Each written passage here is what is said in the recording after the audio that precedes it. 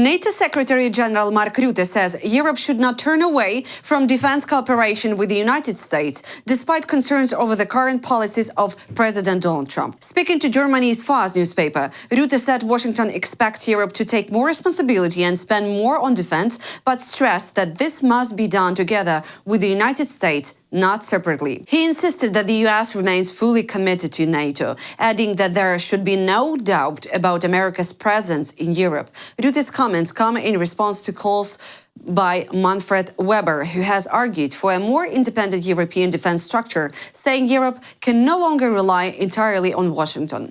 While expressing respect to Weber, Rutte said he strongly disagrees, pointing to NATO's recent summit in The Hague, where allies pledged to raise defense spending to 5% of GDP by 2035, a move he described as one of Trump's major foreign policy achievements. Rutte also reminded audiences that NATO is broader than the EU alone, highlighting the role of allies such as the United Kingdom, Norway and Canada. Ukrainian President Volodymyr Zelenskyy says the coming weeks could be intensive as Ukraine continues peace talks with the United States. In his nightly address, Zelenskyy said he has held nearly an hour-long conversation with US presidential envoys Steve Witkoff and Jared Kushner, describing the talks as constructive and detailed. And new ideas were discussed regarding formats, meetings and timelines aimed at bringing a real peace closer.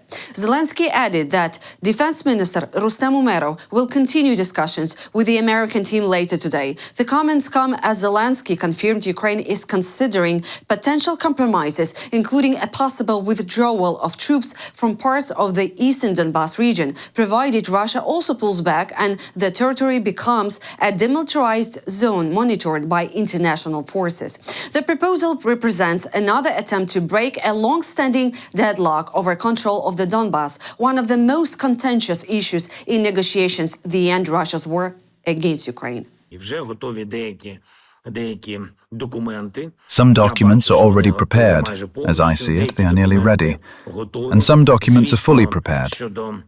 Of course, there is still work to be done on sensitive issues. But together with the American team, we understand how to put all of this in place.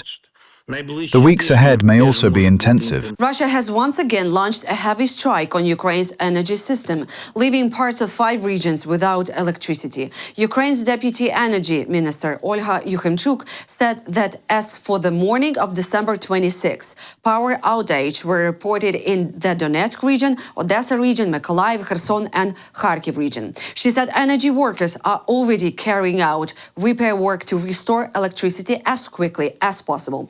Because of continued Russian attacks on energy facilities, electricity consumption limits are in place across almost all regions of Ukraine today to help balance the power system. The Energy Ministry is also working on redistributing electricity in favor of households together with regional authorities and energy inspectors. However, officials say there will not be immediate reduction in blackout schedules despite earlier promises of additional electricity for civilians. Russia has repeatedly targeted Ukraine's energy infrastructure, including during Christmas, continuing what Ukrainian officials describe as energy terror. Kyiv was not targeted by Russian strikes overnight, but across Ukraine, Russia showed no restraint. In the northern city of Chernihiv, 1 person was killed and 8 others injured after a Russian drone hit a residential building. In the south, Russian artillery shelling struck a local market in Kherson, killing 1 civilian and injuring another. Another overnight strike in Odessa region killed 1 person and wounded 2 more, damaging port infrastructure, including administrative and warehouse buildings. Ukraine's air forces say Russia launched 130 drones overnight. 106 were neutralized, while 22 reached their targets. While other regions came under fire in the capital, Ukrainians gathered to mark Christmas. Hundreds of people, families with children, folk groups, soldiers and veterans assembled at St. Michael's Square to sing traditional carols and take part in a Christmas parade with the stars. The celebration was briefly interrupted by an air raid alert triggered by the threat of a Russian Shahed drone approaching Kyiv.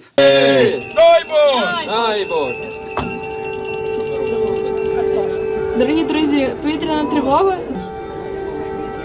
Так, ми зараз зупиняємо, з'ясовуємо наші подальші дії. Уваги кияни та гості столиці. В Києві оголошена повітряна тривога, будь ласка. В Києві оголошена повітряна тривога. Artists paused the performance and argued people to consider moving to shelters before resuming the carols. Participants said preserving traditional during wartime is a form of resistance, a way to affirm life and identify despite the ongoing threat. Among those present was a Ukrainian war veteran undergoing rehabilitation after being wounded by a landmine. Reality combines both. It combines joy and suffering. Therefore, in my opinion, it is important to continue living during the war, to continue celebrating Christmas and other holidays. Of course, it is important to combine the understanding that we are now in a state of war. The war costs us very dearly every day, extremely dearly. The Ukrainian military says it struck an oil refinery in Russia's Rostov region on Christmas Day using British-supplied Storm Shadow missiles. Video shared on social media by residents of Novoshakhtinsk showed this smoke rising behind apartment buildings and several explosions were also heard. The governor of the Rostov region said the firefighter was injured while battling a fire at an industrial facility. He did not mention an oil refinery in his statement. North Korean leader Kim Jong-un has ordered an expansion of missile and ammunition production. According to Bloomberg, Kim inspected key military factories and approved plans to modernize production facilities. He called for a higher output of missiles and artillery shells next year and stressed the need to upgrade technology to improve efficiency. The inspection comes amid rising tensions on the Korean peninsula. North Korea recently revealed progress on a nuclear-powered submarine and said it has tested a new long-range missile. Experts say Pyongyang may be using technology gained through cooperation with Russia to modernize its outdated weapons factory. Germany should take part in ensuring peace in Ukraine after a potential ceasefire.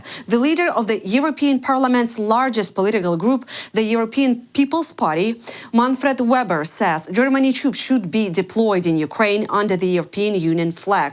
He said Europe cannot seriously expect the United States alone to guarantee peace, adding that Germany must not stay on the sidelines. Weber stressed that Europe must take responsibility for Ukraine's security and develop its own security strategy instead of relying on policies shaped in Washington. In his annual Christmas address, German President Frank-Walter Steinmeier expressed solidarity with the Ukraine and spoke of cautious hope as efforts continue to end Russia's war.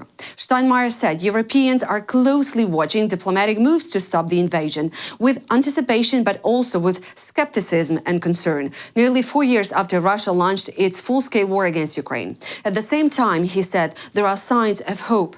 According to the German president, Europe is once again becoming aware of its collective strength, its shared values, and the need to act accordingly. In a more personal note, Steinmeier reminded viewers that even small acts can make a difference, wishing people a peaceful and blessed Christmas. That's all for now. For more content, please subscribe.